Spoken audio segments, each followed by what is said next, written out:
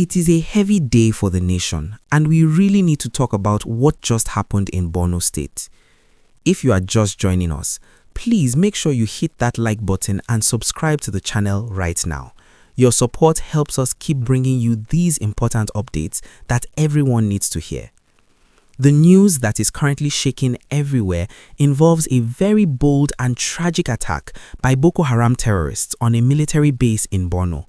We are talking about a situation where these insurgents moved in under the cover of darkness to launch a massive assault. The most heartbreaking part of this report is the confirmation that a brave army major lost his life during this encounter. It wasn't just him. Several other dedicated soldiers also fell while defending the base. This news has sparked a lot of conversation because it shows the risks our men and women in uniform face every single day just to keep us safe. Reports suggest that the terrorists came in large numbers using gun trucks and heavy weapons to try and overwhelm the base, but our soldiers didn't just back down. Even though they were faced with such an intense and sudden attack, they fought back with everything they had. The battle was said to be very fierce, with gunshots echoing for a long time as the military worked to repel the invaders. It is this kind of bravery that we must never take for granted. Before we go deeper into how this happened and what it means for our security, please take a second to like this video and subscribe if you haven't already. It really helps the channel grow. Now, why is this particular attack causing so much stir? Well, losing a major is a big deal. A major is a high-ranking officer with years of experience and leadership skills.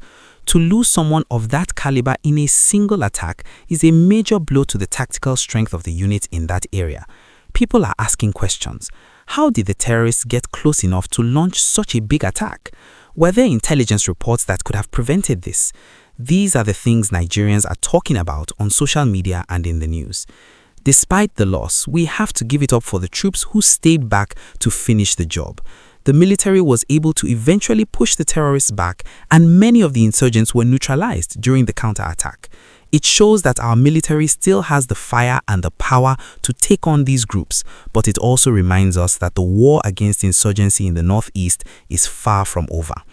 It is a constant battle of staying alert and staying ahead of these groups who are always looking for a gap to exploit. This brings us to the bigger picture. We often hear about peace returning to certain parts of Borno, but incidents like this remind us that we cannot afford to be relaxed. The families of these fallen heroes are in our thoughts today.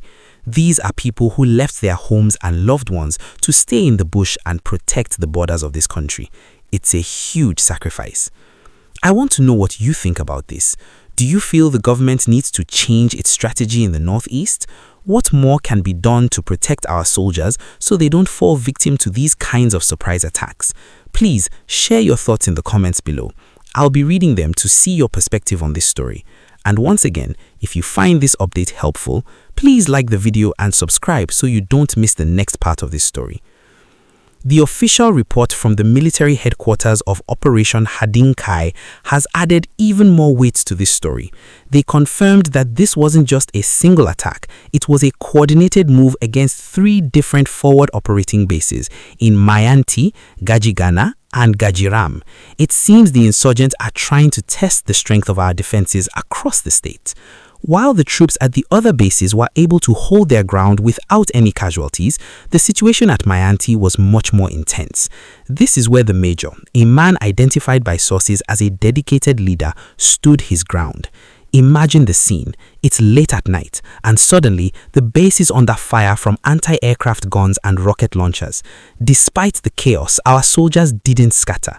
They fought back so hard that they actually recovered the bodies of 5 terrorists right there on the spot, along with a huge amount of weapons like AK-47s and even poisoned arrows. It just shows you the kind of never-say-die spirit these soldiers have.